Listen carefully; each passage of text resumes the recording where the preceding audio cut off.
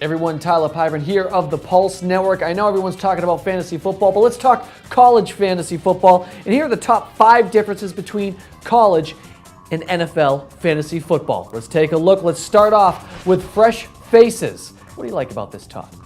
Hey man, in the NFL, how many times can you draft Terrell Owens? I mean, the guy's been around for 15 years? Brett Favre, he was around for 40 years in the league, it seemed?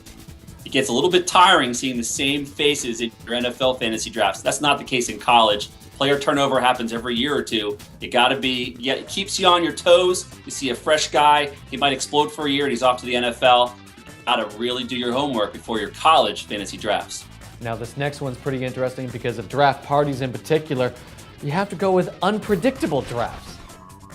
Hey, I've been playing NFL fantasy football for over 20 years, in college for about 10 years.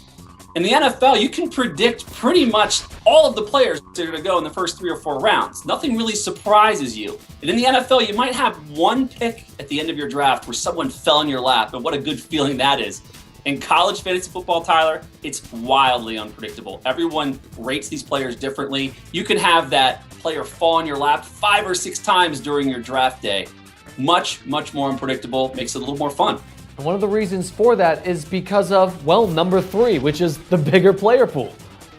Absolutely. In the NFL, you've got 32 teams to choose from in every single league. In college, it's very flexible. You can play, if you play all Division I football, Tyler, that's 124 schools.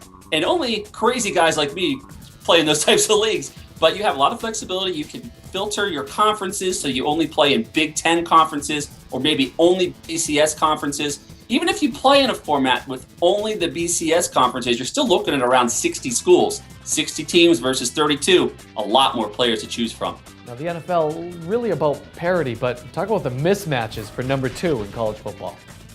Oh yeah, doesn't Roger Goodell like to use that word parity all the time? Not the case in college football. In fact, running up the score is encouraged if you want to have that top spot in the polls. You think Nick Saban's going to call off the Dogs against Florida Atlantic when he's up 14-0?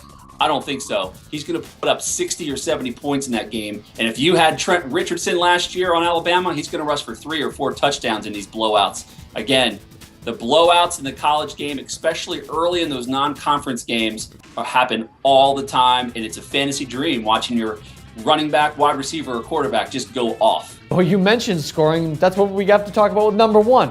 There's so much scoring in college football. Here's the deal, Tyler. In 2010, college football, 42 teams averaged more than 30 points per game, 9 of which averaged more than 40 points a game. Now, if you take the NFL combined over the last 6 years, only 6 teams have achieved that 30-point per game plateau. So much more scoring in college fantasy. And isn't what that's all about? Fantasy football. You want to see lots of yards and lots of points, right? Absolutely, baby. That's what I'm all about, putting up the big numbers. He is Todd DeVries of College Football Geek. I'm Tyler Pyburn of the Pulse Network. This has been the top 5 differences of college and NFL fantasy football.